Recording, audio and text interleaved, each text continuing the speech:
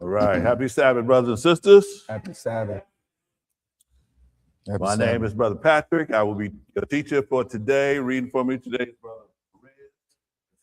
And we are going to start this off like we do every Sabbath with the reading of the law. So we're going to start off Exodus 20, 1 through 17. Exodus 20, 1 through 17. Go ahead and read. And God spake all these words, saying, I am the Lord thy God, which have brought thee out of the land of Egypt, out of the house of bondage. Thou shalt have no other gods before me. Thou shalt not make unto thee any graven image, or any likeness of anything that is in heaven above, or that is in the earth beneath, or that is in the water under the earth. Thou shalt not bow down thyself to them, nor serve them.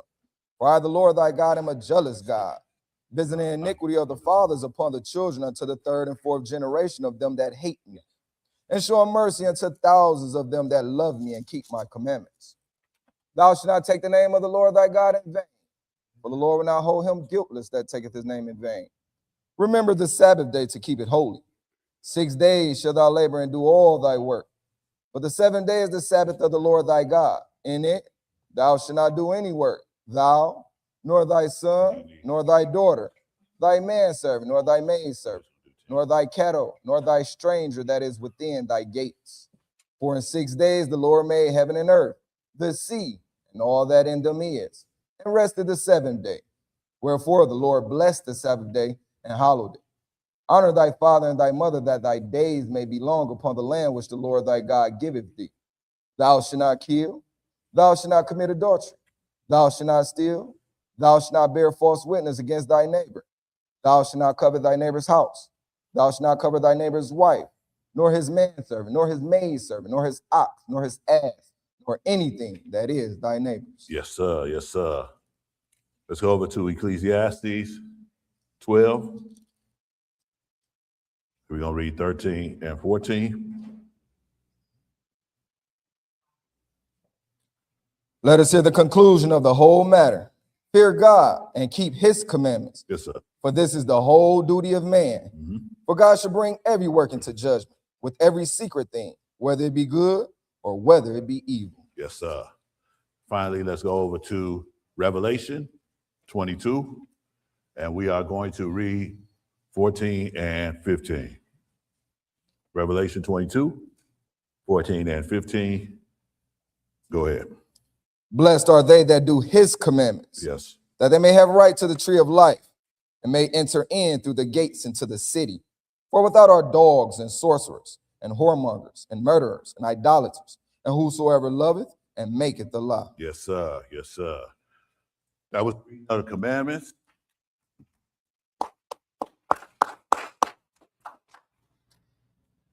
Sound person, turn the main volume down just a tad. I'm hearing a little echo. All right. No, that's a little bit too. A little up, a little bit more. All right. Yeah. Cool. Thank you. All right, y'all. So today we're going to talk about something that I think is essential for us learning the Bible and understanding it. Right? We kind of take these things for granted, and people have their opinions about what these things are, especially people who believe the Bible, and it is not actually the way that they believe it is. So the title of today's lesson is, do we have a body and soul? Now, you hear people all the time saying, well, my body is going to go rest in the ground and my soul is going to return back to the Lord. Or they swear upon their soul and they think and they tell me that their soul is immortal and it was in heaven before they were born and the soul came down, into the body, and all these other different doctrines. But today we are going to read the Bible together and take a look at what it says about the body and soul. We got a lot of scripts today, but a lot of them are short. So we're gonna zoom through them, and we're gonna get through them today. All right. So All we right. are going to start this over in Matthew 10. Matthew 10, and we are going to read one verse here. Matthew 10 and verse 28. Matthew 10 and verse 28. Go ahead, read. And fear not them which kill the body, Yes, sir. but are not able to kill the soul, Uh-huh. but rather fear him Uh-huh. which is able to destroy both soul and body in hell. They're able to destroy both soul and body in hell. Now, this sounds like it's two parts, right? A body and a soul. We're going to take a look at this. Let's go over to Luke and let's read this again, because the reason why we have a couple of accounts or a couple of gospels is so that we can compare them with each other and get a better understanding. So let's go over to Luke 12. We're going to take a look at that. At the same time, Luke 12, and we're going to start at 4. Luke 12 and 4. Go ahead and read.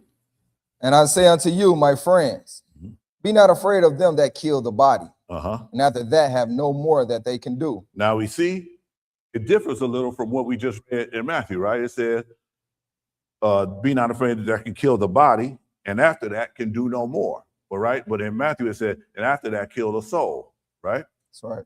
Go ahead. But I will forewarn you of whom ye shall fear. Fear him, which after he have killed, have power to cast into hell. Yeah, I say unto you, fear him. Fear him. So he says that the second death is casting into hell, right? But the first one that we read in Matthew said, throw the body and soul into hell, right? That's right. So we're going to make this make sense as we read through this, right? Let's go over to Revelation 19. And let's see what he's talking about when he says we're going to cast the body into hell, or cast the soul and body into hell. Revelation 19, and we're going to start at verse 11. Revelation 19 and 11. Go ahead and read. And I saw heaven open, and behold, a white horse. And he that sat upon him was called Faithful and True. Yes, sir. And in righteousness he doth judge and make war. This is Jesus. Go ahead. His eyes were as a flame of fire. Yes. And on his head were many crowns. And he had a name written that no man knew but he himself. So he has a name which no man knew. Right? Go ahead. And he was clothed with a vesture dipped in blood. And his name is called the Word of God. The Word of God. Yes, sir. And the armies which were in heaven follow him upon white horses, clothed in fine linen, white and clean. Yes, sir. Skip down to 19. Read that. And I saw the beasts and the kings of the earth and their armies gathered together to make war against him that sat on the horse and against his army. So this is the beast and the false prophet. Go ahead.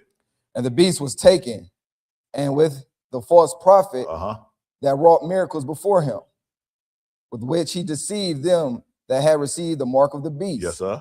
And them that worship his image. These both were cast alive into a lake of fire burning with brimstone. So these two men were cast alive into the lake of fire. Now, these two guys were here on earth. They deceived the people, right?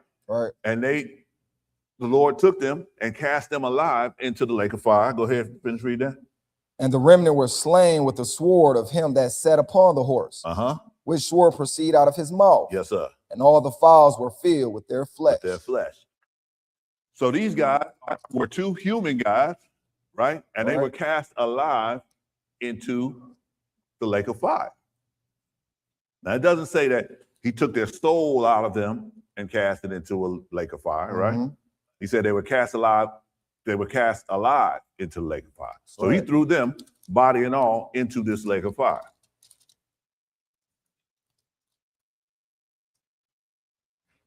as we look more into this, we're going to see that there is no separation between the soul and the body. But we're going to take a look at it. Let's go over to Isaiah 66.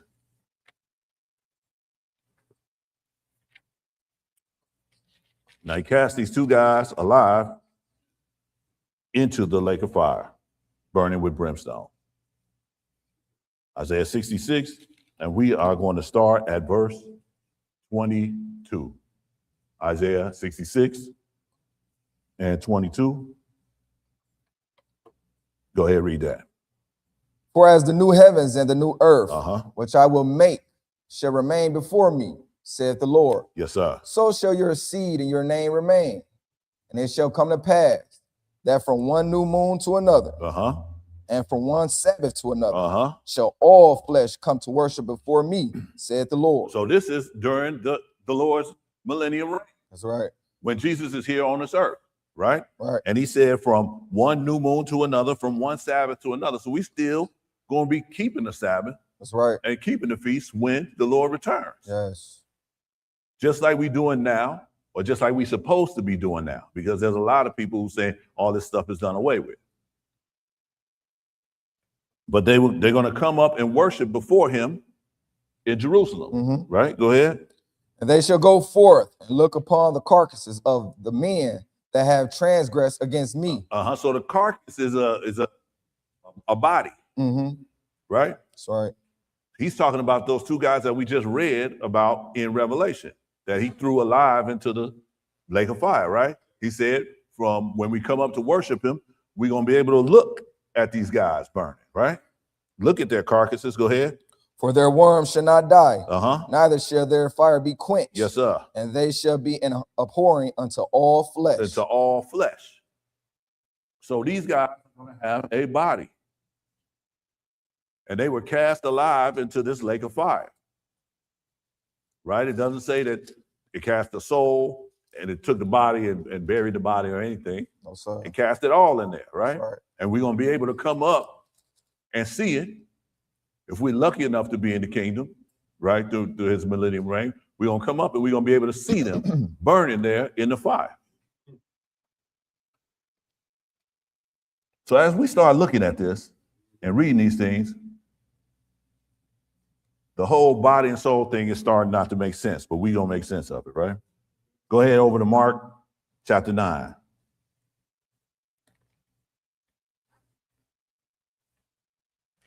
Mark chapter 9. And we are going to start at verse 43. Now, these are Jesus' own words. Mark 9 and 43, go ahead, read.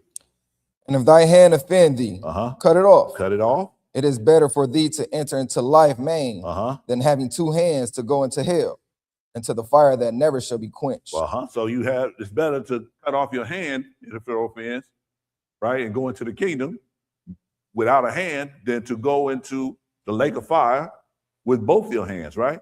So when you go into the lake of fire, you're going to have both your hands there, right? Go ahead. Where their worm dieth not, and the fire is not quenched. Yes, sir. And if thy foot offend thee, cut it off. Mm-hmm. It is better for thee to enter halt into life Yes. than having 2 feet to be cast into hell, into the fire that quench, the fire that never shall be quenched. Yes, sir. You're going to have your hands and your foots there, right? Go ahead. Where their worm dieth not, and the fire is not quenched. Yes. And if thy eye offend thee, pluck it out. It is better for thee to go into the kingdom of God with one eye than having 2 eyes to be cast into hell fire. Where their worm dieth not, yes, sir, and the fire is not quenched. Right. So we see he's describing going into this lake of fire. Just like he cast these 2 men alive. He said it's better for you to cut your hand off or pluck out your eye, and make it into the kingdom rather than to go into the fire with both your hands, both your eyes, or both your feet, right? There's no soul here mentioned, no body. But we know that the hands and the feet and the eyes are part of the body, right? That's right. And he says that those are going to go into the fire also. So we see that the body that he's talking about here is not has hands and feet, and we living in it right now. Mm-hmm. So let's go over to Matthew 5. Each script we read is just going to confirm the previous script. And we're going to let the Bible interpret itself. It's not going to be what I say or what I think it means. We're just going to read the book. That's right. We're reading here and we're seeing that the whole body is going into this lake of fire, right? So far. Right. All right. Matthew 5, we're going to start at 29. We're going to read it again here. Go ahead. And if thy right eye offend thee, pluck it out and cast it from thee. For it is profitable for thee that one of thy members should perish, and not that thy whole body should be cast into hell. Now you get your whole body cast into here, right? Go ahead. And if thy right hand offend thee, cut it off and cast it from thee. Right. For it is profitable for thee that one of thy members should perish, and not that the whole body should be cast into hell. So your body should be cast into hell, not That's your right. soul. It doesn't say soul, right? It says your body. That's right.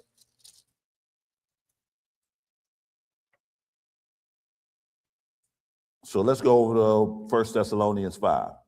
We're going to check this out. Now, as we reading, it gets clearer and clearer, but then we're going to look at something else. 1 Thessalonians 5, and we're going to read one verse here. It's going to be verse 23. Go ahead, read. And the very God of peace sanctify you wholly. Sanctify you wholly. Holy. And I pray God, your whole spirit, and soul, and body be preserved blameless until the coming of our Lord Jesus Christ. Now, it look like three parts here right there. But we know it's not three parts. Well, we don't know. We're going to keep reading and we're going to find out, right? Right? But right now we're seeing that it seems like, well, from what we've read so far, that the soul and the body might be the same. But we're gonna read on and we're gonna find out what's going on. Let's go over to Genesis, because we always go back to the beginning and check it out. Genesis 2, and we're gonna read one verse here. Genesis 2 and 7. Go ahead and read that. And the Lord God formed man of the dust of the ground. So the Lord God, Garden of Eden, he caused it to rain. The water mixed with the dirt. It made clay, mud. And he formed man from the dust of the ground. And breathed into his nostrils the breath of life. Yes, sir. And man became a living soul. So he breathed into his nostrils the breath of life, and man became a living soul. That's right. He became a living soul. So if he didn't breathe that breath into him, what might he be? A dead soul. A dead soul. Dead soul. Right? So he's calling this man a living soul. That's right.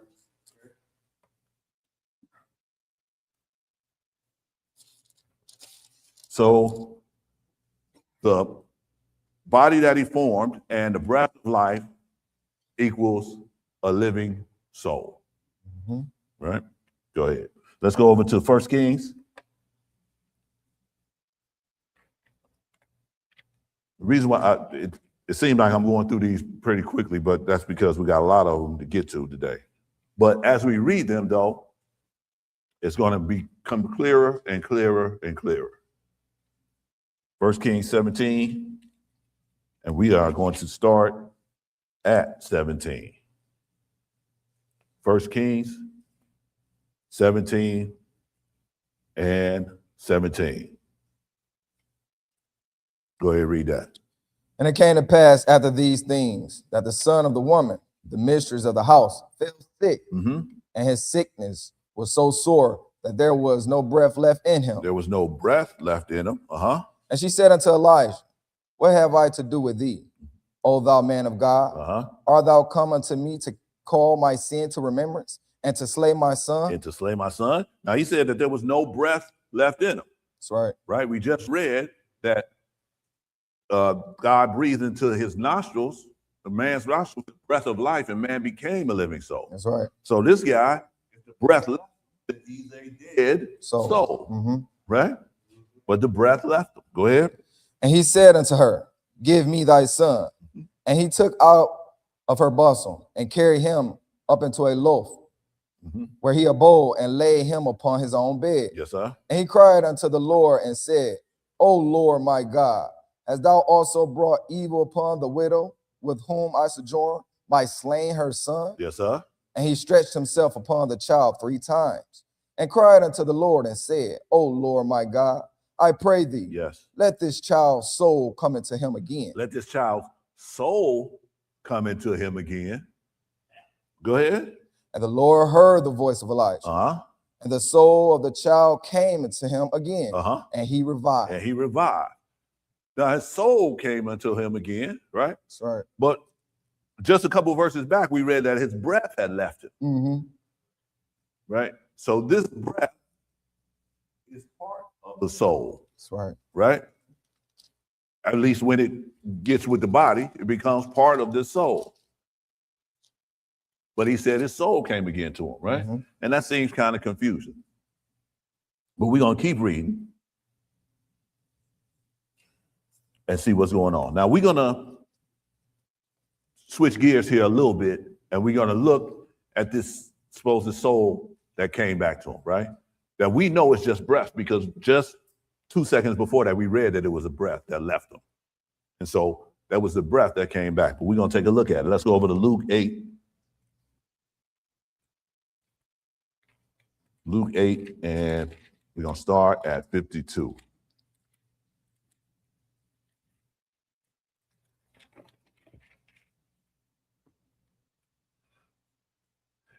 Now, I believe that this subject matter clears up a lot of confusion, and it's going to make it easier for you to understand other things when you read about them, right? Right. Luke 8 and 52. Go ahead.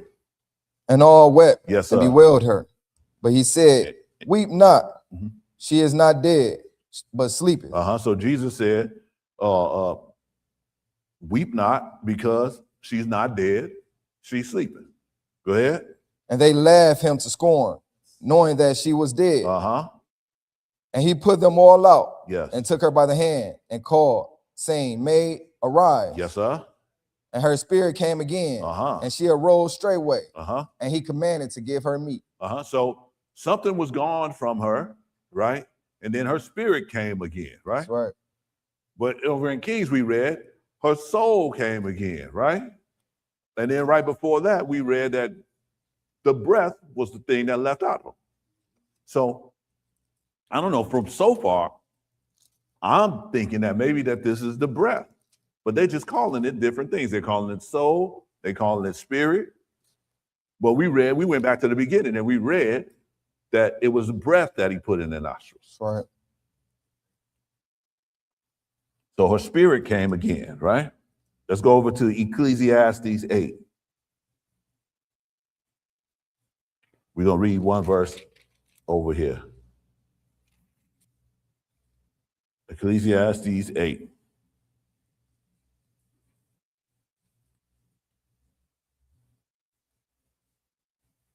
Go ahead, read that. There is no man that have power over the spirit to retain the spirit. So there's no man that have power over the spirit to retain the spirit, right? And we just read that the spirit came again to this woman. Go ahead. But we don't have any power to keep that spirit. Go ahead. Neither have he power in the day of death. Neither has he power in the day of death. So this is alluding to that if the spirit is gone from you, then you're dead. That's right. And we don't have any power to keep that spirit. Go ahead. And there is no discharge in that war. Neither shall wickedness deliver those that are given to it. So nothing can save you from that. We don't have any power to keep our breath. Once that breath is gone, that breath is gone. Right. You know, sometimes they put the people on the machines and they pumping them, but the breath is gone. It's the machine who's allowing that body to stay alive, but the breath, when the breath is gone, the breath is gone, and that is it.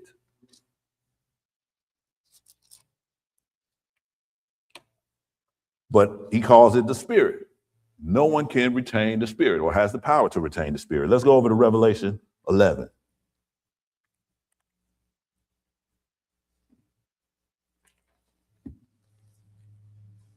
Now, reading these things individually, and I think that's how people came to the conclusions that they did.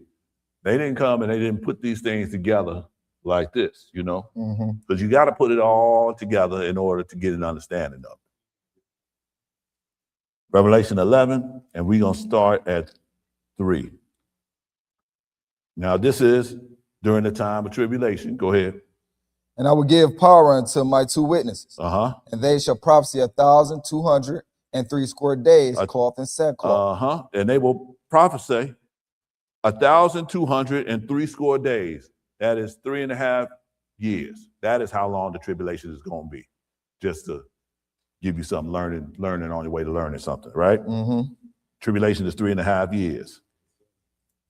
But he says he will give power to the 2 witnesses to prophesy for that long, right? That's right. Skip on down to 7. And when they shall have finished their testimony, the beast that ascended out of the bottomless pit shall make war against them and shall overcome them and kill them. And so he's going to allow Satan to kill these 2 guys after they've given their testimony, right? Go ahead. And their dead bodies shall lie in the street of the great city, which spiritually is called Sodom and Egypt. And Egypt, right? Go ahead. Where also our Lord was crucified. Keep reading. Or 11. Oh, yeah, skip down to 11. Read that. And after 3 days, and have the spirit of life from God enter into them. And they stood upon their feet. Yes, sir. And great fear fell upon them which saw them. So after 3 days of lying in the street dead, the spirit of life from God entered into them, and they resurrected and became alive, man. Everybody was afraid, right? But this spirit came from God. That's right. Right? This is the same spirit that came again to the girl. And I'm going to venture to say that this is the same soul that came again to the guy.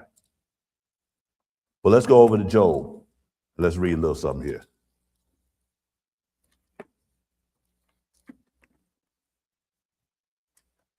Job, we're going to read 33. Oh, shoot. Job 33. We're going to read 3 and 4 there. Job 33 and verse 3. Go ahead, read. My words shall be of the uprightness of my heart, and my lips shall utter knowledge clearly. My lips shall utter knowledge clearly. The Spirit of God have made me, and the breath of the Almighty have given me life. So the breath of the Almighty have given him life, right? That's right. We just read that the witnesses, right? The breath of the Spirit of God, the Spirit come from God. That's right. That gave him life, right? And here, Job says that the breath of the Almighty have given me life. That's right. This is all starting to come together because as we read, we seeing that the spirit that comes again, or the soul that comes again, or it's the breath that comes again. Let's go to Job 34, next chapter. And we're going to start reading at 12.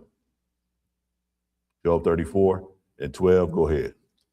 Yes, surely God will not do wickedly, neither will the Almighty pervert judgment. Yes, sir. Who have given him a charge over the earth, or who have disposed the whole world. Yes. If he set his heart upon man, if he gather unto himself his spirit and his breath. So he said, if he set his heart on man and he gather unto himself his spirit and his breath, what happens? All flesh shall perish together. Yes, sir. And man shall turn again unto dust. Man shall turn again into dust. go back to the beginning. That's right. God formed man from the dust of the ground and breathed into his nostrils the breath of life. Man became a living soul. That's right. And he says that if I set my heart on man and I gather my spirit and my breath again, the whole creation will perish, right? Right. And he will turn again unto dust. This is the Bible confirming the Bible. We don't have to go outside of this thing and get some other definitions and stuff like that. All we got to do is keep reading, put it together, and it's going to tell us what it is. This soul that returned to him, the spirit that returned, is this breath that returned, right? Right. Let's go over to Job 27.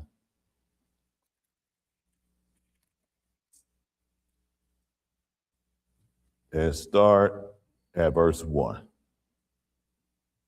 Job 27 and 1. Go ahead.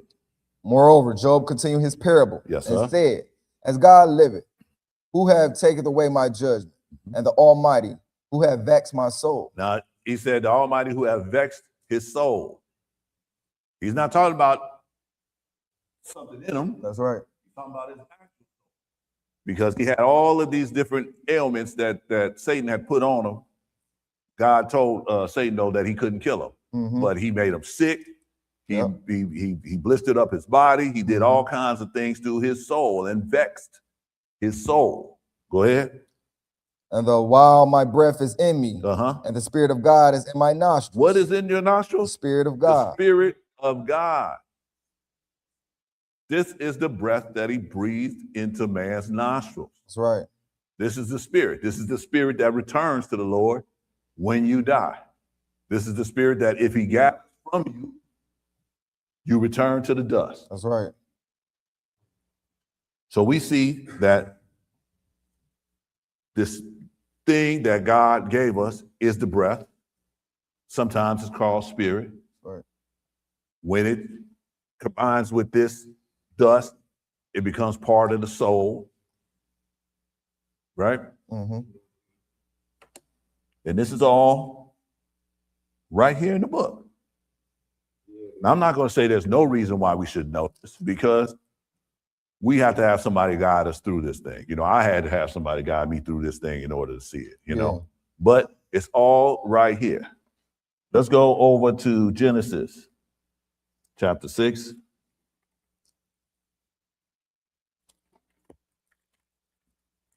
And when I started looking at this lesson, it really amazed me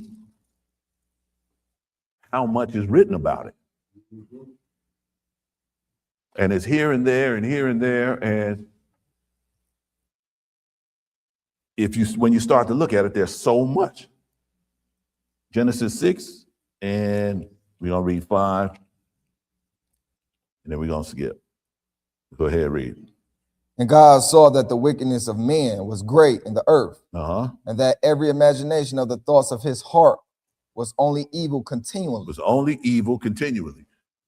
We about right there right now, actually, y'all.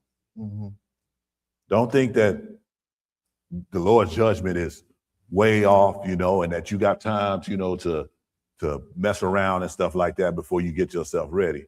You need to start getting yourself ready now, because we are rapidly approaching this thing, man. The world has fallen into chaos, and we need to be ready. Skip on down to 17, read that. And behold, I, even I, do bring a flood of waters upon the earth to destroy all flesh. To destroy all flesh. Go ahead. Wherein is the breath of life. Wherein is the breath of life. From under heaven. And everything that is in the earth shall die. So this breath is the breath of life. That's right. The spirit from God is the breath of life.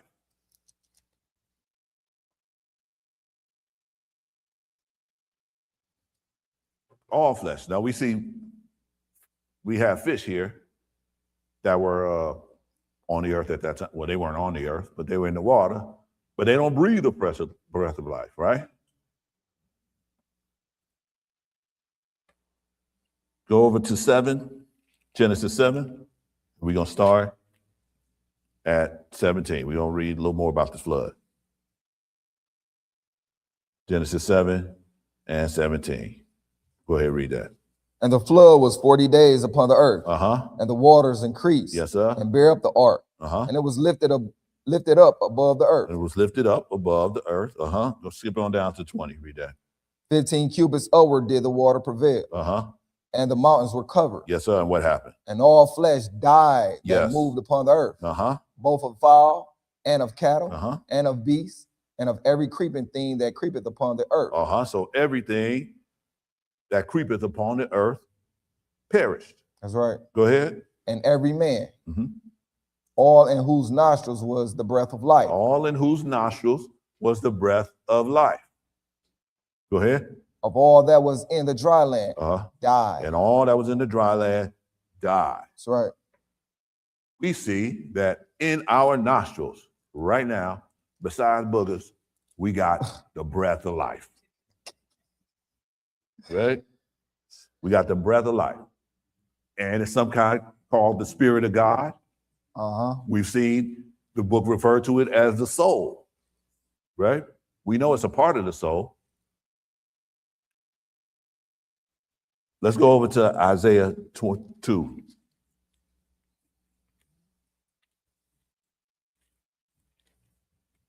Isaiah 2. And we're going to read one verse here. And that's 22. Isaiah 2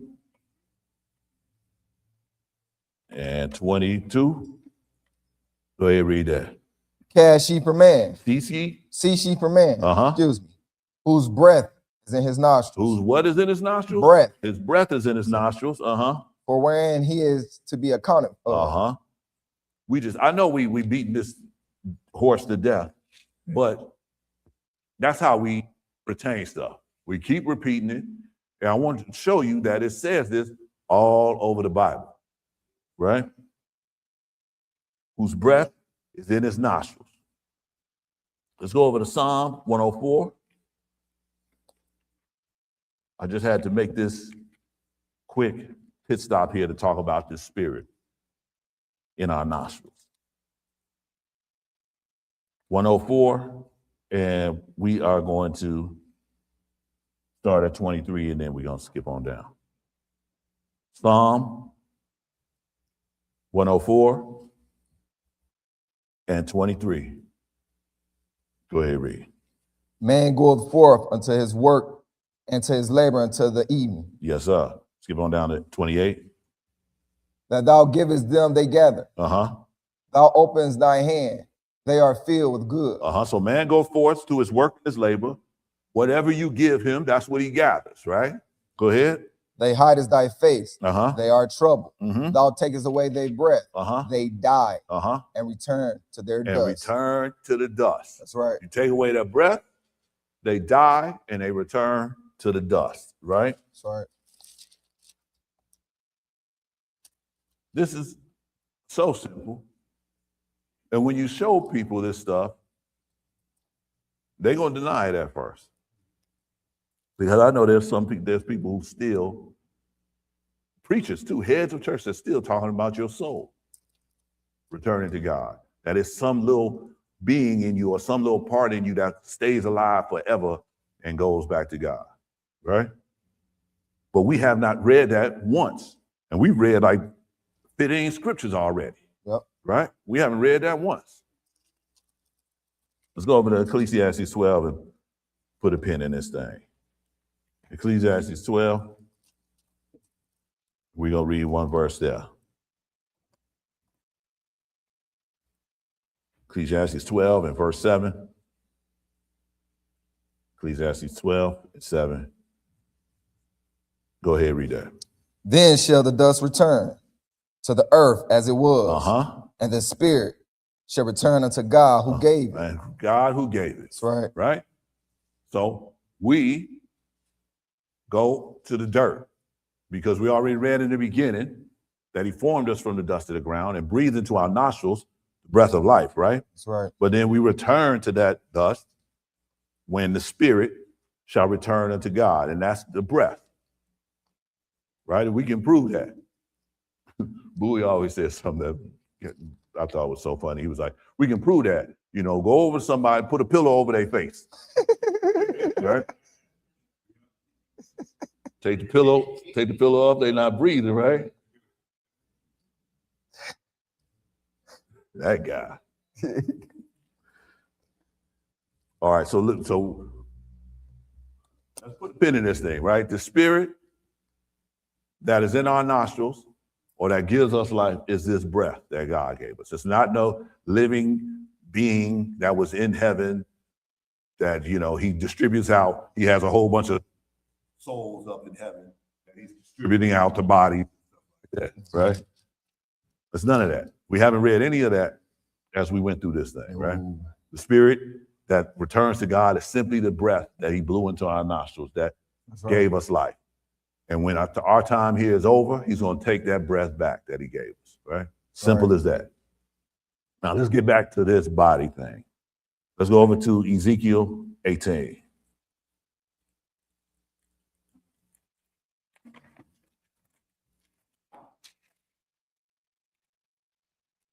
Because people still think, well, I got a soul and a body. We just going to take a look at the scripts and we're going to read them and see what's going on. Ezekiel 18, and we're going to start at verse 1. Go ahead, read. And the word of the Lord came unto me again, saying, what mean ye that ye use this proverb concerning the land of Israel, saying, the fathers have eaten sour grapes, and the children's teeth are set on edge? So this was a proverb in Israel saying, the fathers have eaten sour grapes and the children's teeth are set on edge, meaning that the sins of the father transfer down to the children, right? That's right. But he's saying that, go ahead, read, finish. As I live, said the Lord God, ye shall not have occasion anymore to use this proverb in Israel. So he's saying that we're going to cut that out. That's right. Right? Everybody's going to be responsible for their own sins, right? Go ahead, read. Behold, all souls are mine. Yes, sir. As the soul of the Father, so also the soul of the Son is mine. Yes, sir. The soul that sinneth, it shall die. The soul that sinneth, it shall die. That's right. Your soul is this immortal part of you that comes back to God, goes back to God. Why? How can it die? Skip on down to 20. Read that. The soul that sinneth, it shall die. It shall die. The son shall not bear the iniquity of the father, neither shall the father bear the iniquity of the son. The righteousness of the righteous shall be upon him. Yes. And the wickedness of the wicked shall be upon him. Skip down 27. Again, when the wicked man turns away from his wickedness that he have committed, yes, sir, and doeth that which is lawful and right, he shall save his soul alive. Save his soul alive. That's right. So we see here that a soul can die. If a soul sinneth, it can die, right? We all know what the wages of sin is, what? Death. Death, right? So if a soul sins, it dies, right? A soul can die. So let's go over to James chapter 5. Because I don't want you to think that this is just the Old Testament.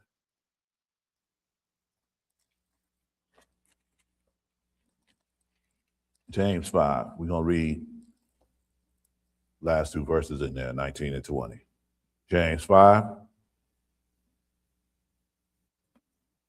and 19 and 20. Go ahead, read. Brethren, if any of you do err from the truth and want to convert him, yes, sir, let him know that he which converteth the sinner from the error of his way shall save a soul from death. Shall save a soul from death. Go ahead. And shall hide a multitude of sins. To hide a multitude of sins. Now, we know that we supposed to go out and we're supposed to tell people about God's word and stuff like that.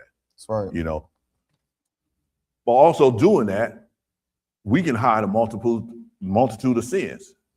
If we come to somebody and we show them the word of God and they accept it and they become part of the body of Christ. Oh man, you know what? That's my nap. Oh. My nap alarm. What time is it? 2 o'clock? During the weekdays, this is my nap alarm. You know, if I got a break for lunch or something. All right. And so converting somebody can hide a multitude of sins. So it's one of the reasons too, it gives us a good reason to talk to people about this God's word, right? But we see that converting them will save their soul alive, right? So we see that it's the same from the old to the new. But let's look some more about this, right? The soul. Psalm 78.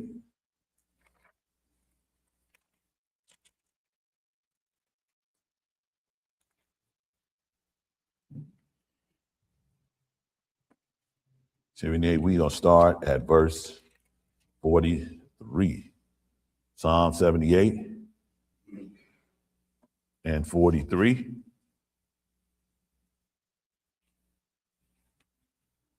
Go ahead, read. How he had wrought his signs in Egypt and his wonders in the field of Zoan. So this is talking about when the Lord brought the Israelites out of Egypt, right? How he wrought his signs in Egypt. Go ahead. And had turned their rivers into blood, Yes, sir. and their floods, that they could not drink, and sent divers sorts of flies among them, which devoured them, and frogs, which devoured them, which destroyed them. Yes, sir. He gave also their increase unto the caterpillar, and their labor unto the locust. So he gave the plants and stuff that they planted to eat, gave them unto the creatures. Go ahead. He destroyed their vines with hail, and their sycamore trees with frost. Yes, sir. He gave up their cattle also to the hail, and their flocks to the thunderbolts. To the thunderbolts, yes. He cast upon them the fierceness of his anger, wrath, and indignation, and trouble, by sending evil angels among them. See, sending evil angels among them, right? This is all the calamities that he brought upon Egypt when he was judging them. Go ahead. He made a way to his anger. He spared not their soul from death. He spared not their soul from death. Go ahead. But gave their life over to the pestilence. Yes, sir. And smote all the firstborn in Egypt, the chief of their strength and the tabernacles of Ham. So he spared not a soul from death.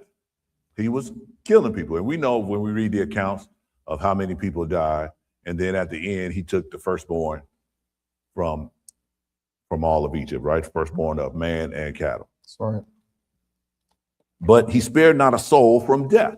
So we see a soul can die. Let's look at what else a soul can do. Let's go over to Leviticus 5.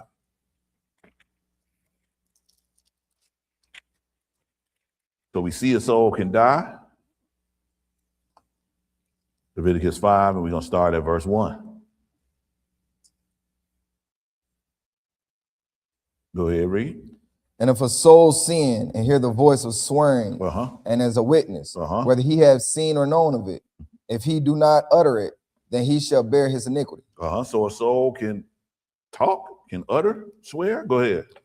Or if a soul touch any unclean thing, whether it be a carcass of any unclean beast, or carcass of unclean cattle, yes, sir, or the carcass of unclean creeping things, yes, and if it be hidden from him, he also shall be unclean and guilty. So if a soul touch any unclean thing, so a soul can touch things, right? It's not some spook spirit that's inside us, right?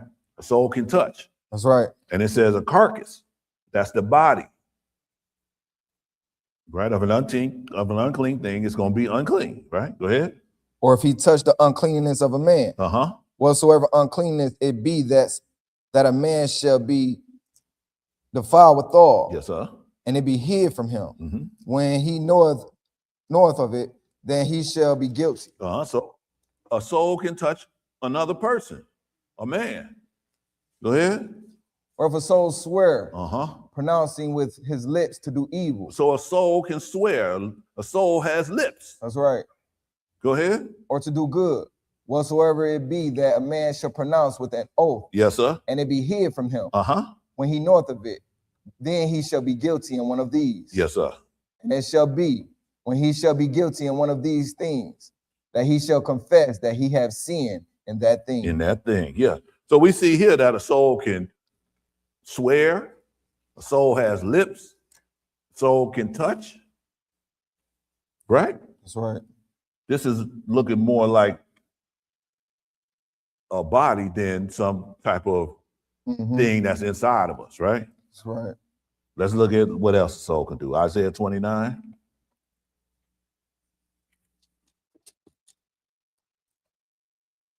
We're going to start at verse 7. Isaiah 29 and 7. Go ahead, read. And the multitude of all the nations that fight against Ariel, even all the fight against her and her Munition? munition, and that distress her, shall be as a dream of a night vision. Yes, sir. It shall even be as an hungry man dreaming, and behold, he eateth, but he awaketh, and his soul is empty. What? It says it shall be as when a hungry man dreaming that he eaten, but when he wake up, his soul is empty. If his soul is empty, that's talking about his stomach. That's right. Go ahead. Whereas when a thirsty man dreameth, and behold, he drinketh, but he awaketh, and behold, he is faint, and his soul have appetite. His soul has an appetite. Mm-hmm. The soul is craving something to drink. Your soul is craving something to eat. Go ahead. So shall the multitude of all the nations be that fight against Mount Zion. Yes, sir. So, I don't know, all these characteristics that we coming across seem to indicate that the soul is something else. Let's go over to Leviticus 22. And I know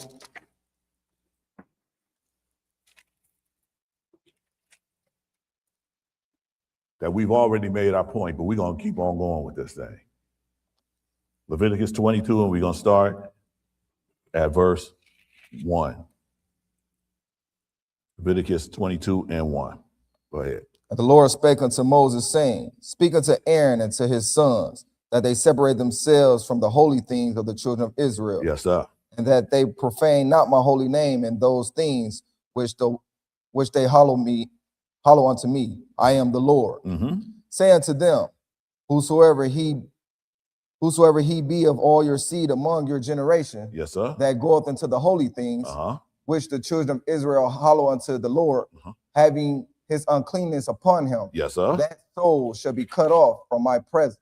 I am the Lord. That soul shall be cut off from my presence. I am the Lord. Go ahead. What man soever of the seed of Aaron is a leper, or hath a running issue, yes, he shall not eat of the holy things, yes, until he be clean.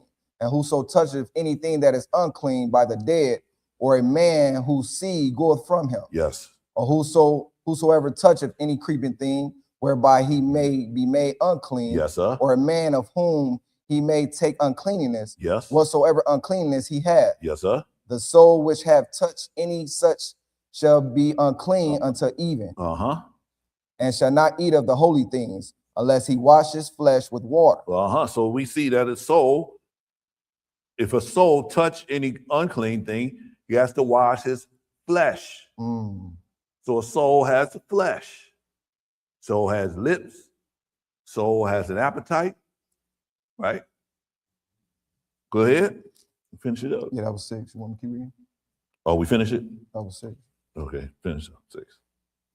Did we finish up 6? Yeah, I finished. Okay, cool. Okay. Let's go over to Jeremiah chapter 2. So the soul can touch, the soul can sin. Soul has lips, has an appetite, has flesh, can swear, can die. Where we at? Jeremiah 2. Jeremiah 2 and 33. Jeremiah 2 and 33.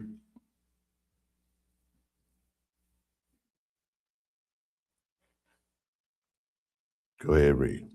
Why trimmest thou thy way to seek love? Therefore hast thou also taught the wicked ones thy ways. Thy ways, yes. Also in thy skirts is found the blood of the, also in thy skirts is found the blood of the souls of the poor innocents. So the soul has blood, flesh and blood. Go ahead. I have not found it by secret search, but upon all these. So we see, no, that's good. So we see soul can swear, can utter words, it has lips, it can sin, it can die, flesh and blood. This soul that we're talking about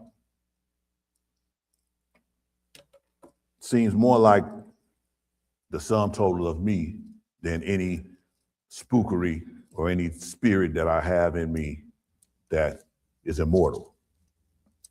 Psalm chapter 7.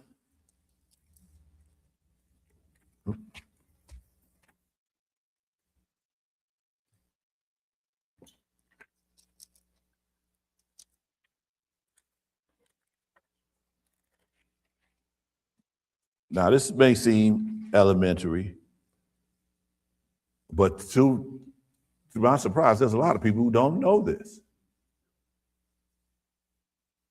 Psalm 7:1, go ahead.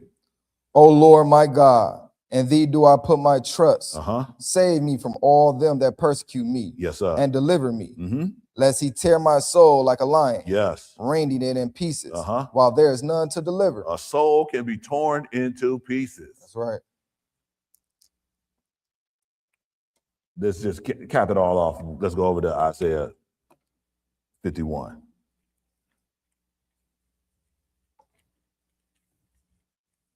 We beating a dead horse here. However,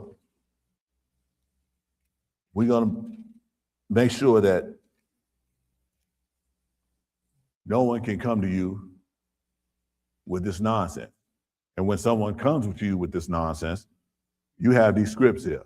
You can go to these scripts and show them that this soul that they're talking about is none other than themselves. Right? Isaiah 51:21. Go ahead, read that. Therefore, hear now this, thou afflicted and drunken, but not with wine. Yes, sir. Thus said the Lord, the Lord, and thy God that pleadeth the cause of his people.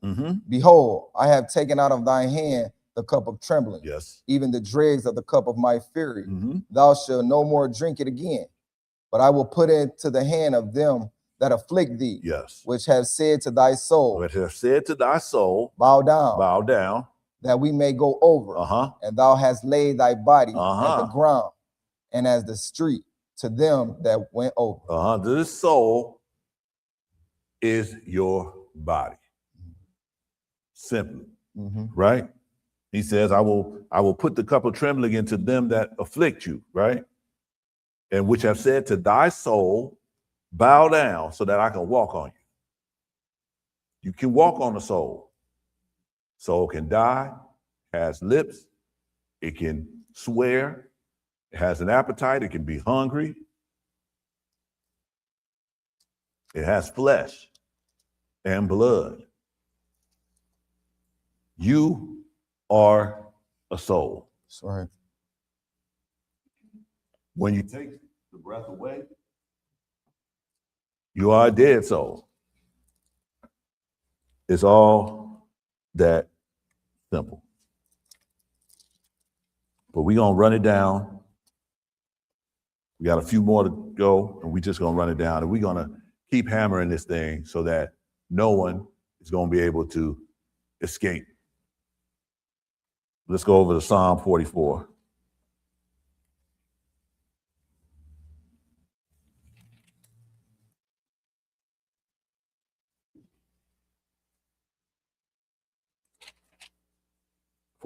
and 23.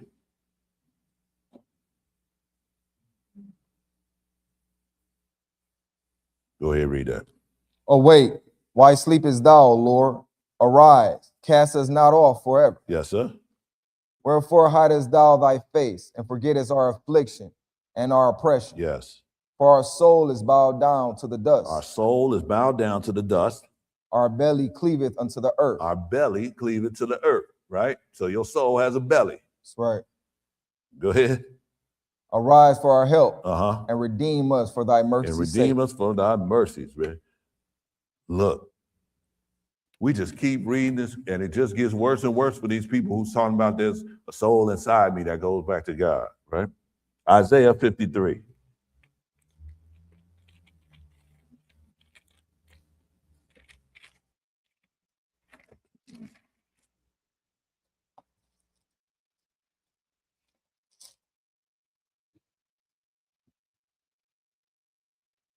And we're gonna top it off with the captain of our salvation.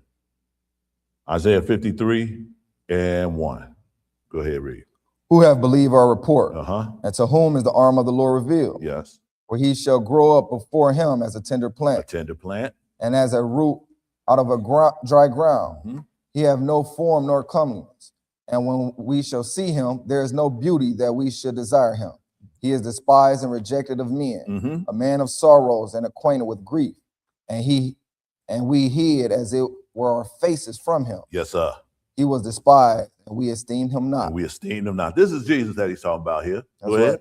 Surely he hath borne our griefs and Yes. carried our sorrows. Yet we did esteem him stricken, smitten of God, and afflicted. Yes, sir. But he was wounded for our transgressions. Uh-huh. He was bruised for our iniquities. Yes. The chastisement of our peace was upon him, Mm-hmm. and with his stripes we are And healed. with his stripes we are healed. Uh-huh. We are all like sheep, have gone astray. Yes. We have turned every one to his own way. Yes. And the Lord have laid on him the iniquity of us all. Yes.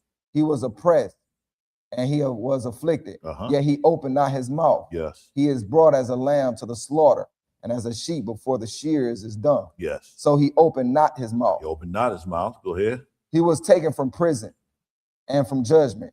And who shall declare his generation? For he was cut off of the land of the living. He was killed. Uh-huh. For the transgression of my people was he stricken. Uh-huh. For our sins. And he made his grave with the wicked Yes. and with the rich in his death, Uh-huh. because he had done no violence, neither was any deceit in his mouth. Uh-huh. Yet it pleased the Lord to bruise To him. bruise him. Uh-huh. He had put on him and to grief. Uh-huh. When thou shalt make his soul an offering for sin. His soul was an offering for sin. That's right. Go ahead. He shall see his seed. Uh-huh. He shall prolong his days. Yes. And the pleasure of the Lord shall prosper in his hand. Yes, sir. He shall see the travail of his soul Uh-huh. and shall be satisfied. By his knowledge shall my righteous servant justify many, for he shall bear their iniquities. Yes, sir. That's good. That's good. So we see that Jesus' soul was sacrificed, That's right. right?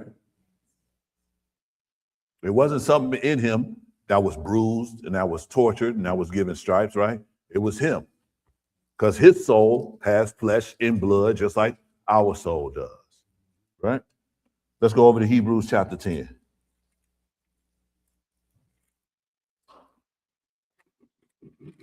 There's so much misinformation about the book on these social media platforms, man. It started to vex me for a while. But then, I realized that everybody's not gonna make it into this thing, right? And when you hear them or when you see them making these errors, it grieves me sometimes, man, Yeah. Hebrews 10 and 1. Go ahead, read. For the law having a shadow of good things to come, Uh-huh. and not the very image of the things, can never, with those sacrifices Yes. which they offer year by year, continually make the comers thereunto perfect. Uh-huh. So never with those sacrifices can they make the comers here to perfect, right? That's right. Sacrifices here is what we're talking about. We're talking about the law of sacrifice. Go ahead. For then will they have ceased to be offered, Uh-huh. because that the worshipers once purged should have no more conscience of sin. Uh-huh. So once they killed an animal, they should not even be thinking about sin no more, right? That's right. But they do. Go ahead. But in those sacrifices, there's a remembrance again made of sins every year. Every year, that is the atonement, That's right. right? If we didn't have that atonement, the Lord would have to kill us. right? That atonement, that sacrifice made every year Mhm. was to cleanse the people of their sins so that they could go on into the next year. That's right. Go ahead. For it is not possible that the blood of bulls and goats Mhm. and of goats should take away sins. To take away sins. Go ahead. Wherefore, when he cometh into the world, he saith, sacrifice and offering thou wouldest not, but a body hast thou prepared me. But a soul thou hast prepared for me. We can go ahead and put soul in there instead of body. That's right. Go ahead. And burnt offerings and sacrifices for sin thou hast no pleasure. Yes, sir. Then said I, lo, I come in the volume of the book, it is written of me, to do thy will, O God. Above, when he said, sacrifice offering and burnt offerings and offerings for sin thou wouldest not, neither hadst pleasure therein, which are offered by the law. Yes. Then said he, lo, I come to do thy will, O God. Yes, sir. He taketh away the first, that he may establish the second. By the which will we are sanctified through the offering of the body of Jesus Christ once for all. Offering of the body. We read in Isaiah, a soul was offered. But here we read in Hebrews, a body was offered. That's right. Right? We can't get away from this, man. Now, whoever is listening to this, you can't get away from this now. You know. Let's go over to Isaiah 53.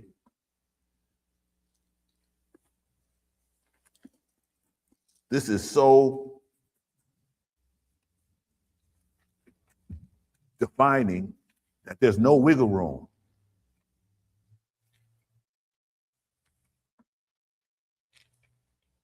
I'm tripping. Isaiah 53. And we're going to start at 11. Isaiah 53 and 11. This is where we left off at. Go ahead, read. He shall see of the travail of his soul. He shall see the travail of his soul. Go ahead. And shall be satisfied. Yes. By his knowledge shall my righteous servant justify many, for he shall bear their iniquities. Yes, sir. Therefore will I divide him a portion with the great, and he shall divide the spoil with the strong, because he hath poured out his soul unto death. Yes, sir. And he was numbered with the transgressors. Yes, sir. And he bare the sin of many. Yes. And made the intercession for the transgressors. Made intercession for the transgressors. Jesus is the replacement of the animal sacrifice. That's right. That's all. He didn't do it all. He did what was pertaining to him. Right? We still got to do something. I was looking at this TikTok video, and this guy was like, either Jesus did it all or he didn't do anything, right? And we still relying on, we have to do something, in order to get into salvation. And all over the book, it says that we shall be judged by our works. If you don't have to do anything, then your works really shouldn't matter. Right. But these are the kind of errors that they make. Jesus was the sacrifice. And instead of relying on an animal that we kill, now we rely on our faith in him. Right? But we still continue to keep his word. We keep his dietary law. We keep his commandments. We keep his feast days. We do all of that. None of that has changed. Only the sacrifice has changed to a more perfect sacrifice for us. Right? That's right. Isaiah 53, we read that? Oh, we had Psalm 16. Okay, we're going over to Psalm 16.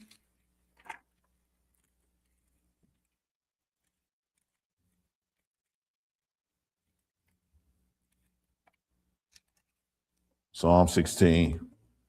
We're going to start at verse 8. Psalm 16 and 8. Go ahead, read. I have set the Lord always before me. Yes. Because he is at my right hand. I shall not be moved. Therefore my heart is glad and my glory rejoices. My flesh also shall rest in hope. My flesh also shall rest in hope. For thou wilt not leave my soul in hell. So this is Jesus talking, man. He said, thou shalt not leave. He said, my flesh resteth in hope, right? For thou wilt not leave my soul in hell. Hell in this case is the grave. Sorry. Go ahead. Neither wilt thou suffer thy Holy One to see corruption. Or my body won't deteriorate. My soul won't start to decompose. Go ahead. Thou wilt show me the path of life. And thy presence is fullness of joy. Yes, sir. At thy right hand, thy are pleasures forevermore. He said, you won't leave my soul in hell. I won't be laying down there long enough for my body to start decomposing. That's right. Right? Let's go over to Acts 2.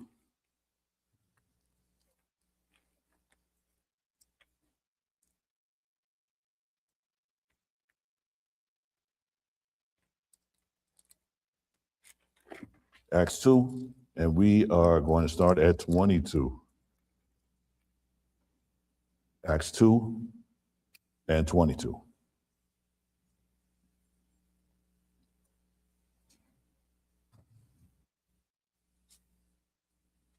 Go ahead, read. Ye men of Israel, hear these words. Jesus of Nazareth, a man approved of God among you by miracles and wonders and signs, which God did by him in the midst of you, as ye yourselves also know. Him being delivered by the determinate counsel and for knowledge of God, ye have taken and by wicked hands have crucified and slain. Yes, sir. Whom God have raised up, having lose the pains of death, because it was not possible that he should be holden of it. Yes. For David speaketh concerning him, I foresaw the Lord always before my face, for he is on my right hand, that I should not be moved. Right. Therefore did my heart rejoice, and my tongue was glad. Moreover, also my flesh shall rest in hope. We just read that in Psalm. That's right. My flesh will rest in hope. Because thou wilt not leave my soul in hell. Neither will thou suffer thy Holy One to see corruption. Yes, sir. We know now that this soul is the body. That's right. And that the only thing that the Lord added to it is the breath. When he takes away that breath, we return into the dust. Right? We can show that. If we bury a dead body without any embalming or chemicals or anything, we just put it in the dirt. You come back years later, it's going to be gone, man. Because it's going to turn into what it was before, which is dust. Right? Right. Psalm 30, 1, 2. Psalm 30. You're going to start at verse 1. We had a few more after this. We're going back and forth, just to show that it's same thing from the old to the new. That's right. Right? Same thing from the old to the new. Psalm 30 and 1. Go ahead. I will extol thee, O Lord, for thou hast lifted me up and hast not made my foes to rejoice over me. Yes. O Lord, my God, I cried unto thee, and thou hast healed me. Yes. O Lord, thou hast brought up my soul from the grave. Thou hast kept me alive, that I should not go down to the pit. Thou hast kept up my soul, brought up my soul from the grave. Right? He brought up his body from the grave. Go ahead. Oh, we finished that? We finished that. Yeah. Let's go over to Acts 2. Back over to Acts 2. And we're going to read on from where we left off. It's 28. Go ahead, read. Thou hast made known to me the ways of life. Thou shalt make me full of joy with thy countenance. Men and brethren, let me speak freely unto you of the patriot David. Yes, sir. That he is both dead and buried, and his sepulchre is with us unto this day. So David is not in heaven. This is learning something on your way to learning something. David is not in heaven. That's right. He is dead and in the grave to this day. That's right. Go ahead. Therefore, being a prophet, and knowing that God has sworn with an oath to him, Yes, sir. that of the fruits of his loins, according to the flesh, he would raise up Christ to sit on his throne. Yes, sir. He seen this before spake of the resurrection of Christ, that his soul was not left in hell, Yes. neither what his flesh did see corruption. Neither did his flesh see corruption. Go ahead. This Jesus have God raised up, whereof we are all witnesses. We all are witnesses. Yes, sir. Therefore, being by the right hand of God exalted, and having received of the Father the promise of the Holy Ghost, he have shed forth this, which ye now see and hear. For David is not ascended into the heavens. David is not ascended into the heavens. Go ahead. But he said himself, yes, the Lord said unto my Lord, sit thou on my right hand, until I make thy foes thy footstool. Yes, sir. Therefore, let all the house of Israel know assuredly that God hath made that same Jesus, whom ye have crucified, both Lord and Christ. And Christ. Skip down to 41, read that. Then they that gladly received his word were baptized. Yes, sir. And at that same day, there were added unto them about 3,000 souls. About 3,000 souls. We need to have that happen here in Cleveland, man, and add unto this congregation 3,000 souls, man. We got to get out there and do the work, y'all. but added unto them was 3,000 souls, right? 3,000 people came in. That's right. At that. Let's go over to Psalm 89. We're going to spend a little time in Psalm here.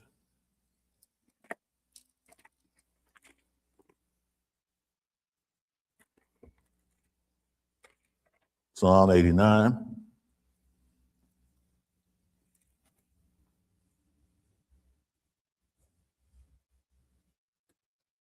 And we're going to read one verse here, 48. Go ahead, read that. What man is he that liveth, and shall not see death? Yes. Shall he deliver his soul from the hand of the grave? Shall he deliver his soul from the hand of the grave? We already read that we don't have any power to retain that spirit, right? That's right. He can't. Let's go over to Psalm 22.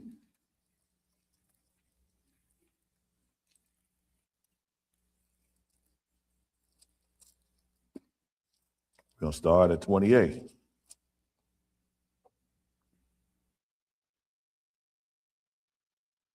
Go ahead, read. For the kingdom is the Lord's, and he is the governor among the nations. All they that be fat upon earth shall eat and worship. Yes, sir. All they that go down to the dust shall bow before him. And none can keep alive his own soul. And none can keep alive his own soul. That's right. When the Lord takes your breath, that's it. You know?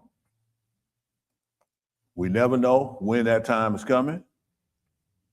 And so we must be on our job to keep ourselves ready against that time. Psalm 49. We got two more places after this. Psalm 49. We're going to start at verse 1. Go ahead, read. Hear this, all ye people. Give ear, all ye inhabitants of the world. All ye inhabitants of the world, all ye people, everybody. Go ahead. Both low and high, rich and poor together. My mouth shall speak of wisdom, and the meditation of my heart shall be of understanding. Understanding, yes. I will incline my ear to a parable. I will open my dark sayings upon the heart.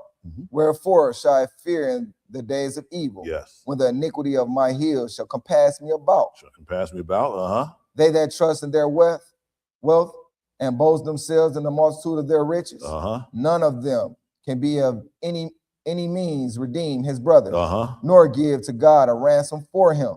So no amount of money can you give to God to save you. Don't matter how much money you got. That's right. Go ahead. For the redemption of their soul is precious, and it ceaseth forever, And it ceases forever. that he should still live forever and not see corruption. You can't pay God. Can't bribe him. He's not taking bribes. He's not taking money. All that belongs to him anyway. Right? That's right. No amount of riches can save you from this. Let's go to Romans 8.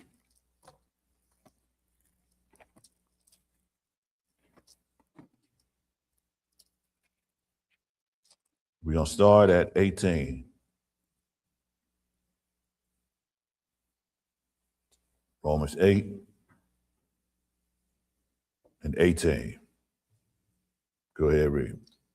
For I reckon that the suffering of this present time are not worthy to be compared with the glory which shall be revealed in us. For the earnest expectation of the creature waiteth for the manifestation, of the sons of God. Yes, sir. For the creation was made subject to vanity, yes, not willingly, but by reason of him who have subject the same in hope. Because the creature itself also shall be delivered from the bondage of corruption into the glorious liberty of the children of God. So we waiting for this hope, right? That's right.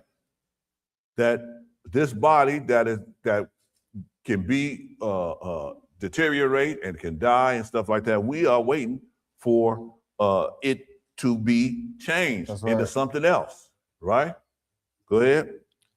For we know that the whole creation groaneth and travaileth in pain together unto now. Yes, sir. And not only they, but ourselves also, which have the first fruits of the Spirit, even we ourselves groan within ourselves, waiting for the adoption, to wit, the redemption of our body. The redemption of our body. That's right. Or our soul.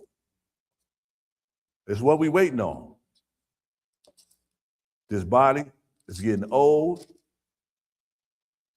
Things is happening to it, man, that I don't like.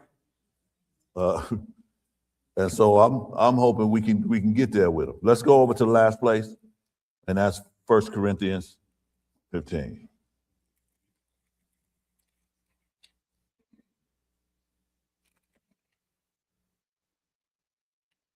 We'll start at 35.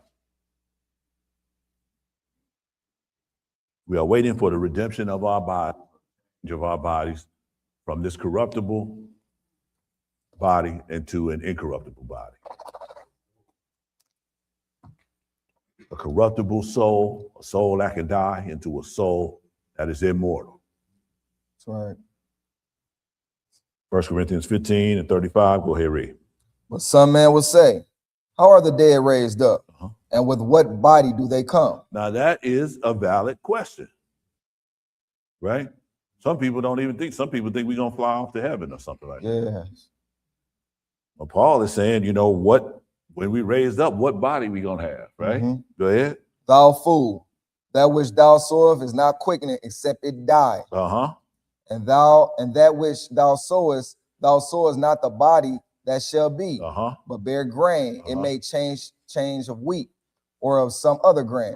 He said, thou fool, that which you sow is not made alive unless it dies. That's right.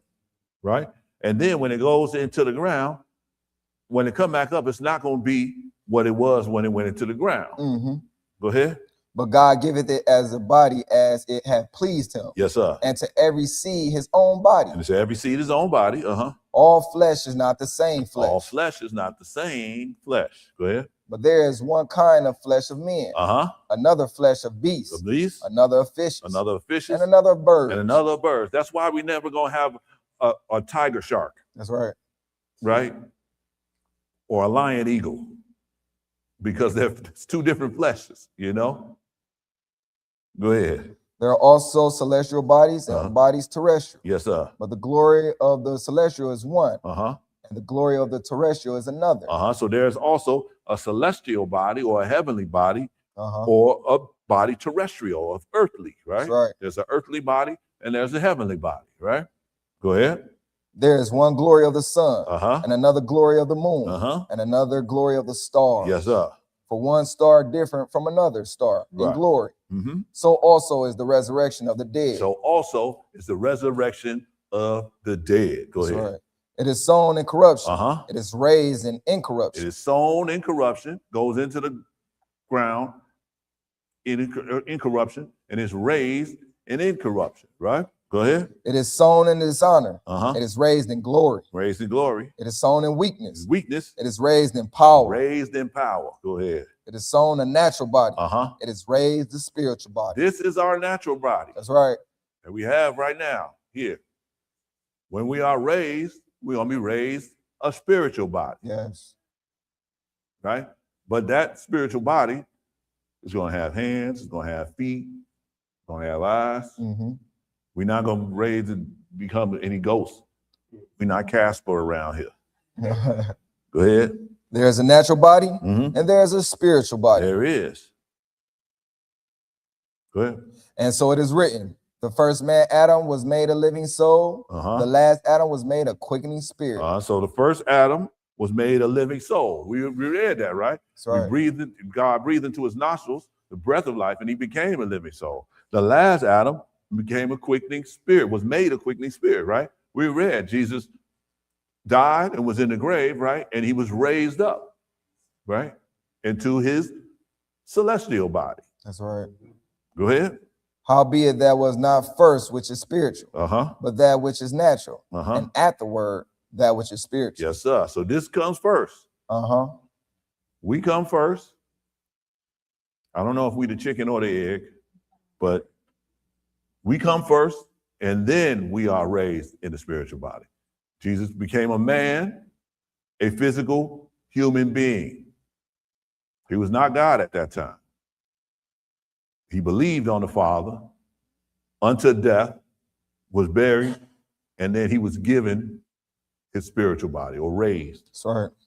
into incorruption. Go ahead. The first man is of the earth, Uh-huh. earthly. Yes, The second man is of the Lord from heaven. yes. As is the earthly, such are they also that are earthly. Mm-hmm. And as is the heavenly, such are they also that are heavenly. Yes, sir. And as we born the image of the earth, As we born the image of the earthly, we shall also bear the image of the heaven. and we shall also bear the image of the heavenly. Every single one of us. That's right. Some of us are going to bear this image, though, into the kingdom, and some are going to bear this image into the lake of fire, though. That's right. But we all will bear the image of the heavenly. Go ahead. Now this I say, brethren, that flesh and blood cannot inherit the kingdom of God. Because when the Father's kingdom come, there ain't going to be any more flesh left, right? Oh, There, no flesh can inherit that kingdom. We can't go into the Father's kingdom as flesh, that's correct. right? In Jesus' kingdom, during his reign here on the earth, there's going to be flesh. There's going to be spirit here, Mhm. working in tandem, living together. But when the kingdom is handed over to the Father, there's no more flesh left. No flesh can inherit that kingdom, right? Correct. Everybody is going to be changed. All of us will not be in the kingdom, but everybody will be changed. Let's finish that. Neither doth corruption inherit incorruption. Yes, sir. Behold, I show you a mystery. We shall not all sleep, but we shall all be changed. Every single one of us. Now, not all of us are going to die to get this change. Some of us are going to be alive when Jesus returns and are going to be changed at that time. Right? So not all of us are going to have to die to make that change. Go ahead. In a moment, in the twinkling of an eye, at the last trump, At the last trump. for the trumpet shall sound, and the dead shall be raised incorruptible, and we shall be changed. And we shall be changed. This is the body that we are waiting for, the soul that we are waiting for, right? The title of this lesson is, Do We Have a Body and a Soul? Yes. And they are the same thing. It's not two separate things, right? We are the soul. The Lord formed us from the dust of the ground, breathed into our nostrils his breath, and we became a living soul. We live this life, keep his commandments and his word, and he promised us that when we went into this earth, when we came back up, we will be just like him. That's right. So we waiting on that change, and know that whatever you do in this body is going to affect what you will be doing in your next body. That's right. Thank you for your time.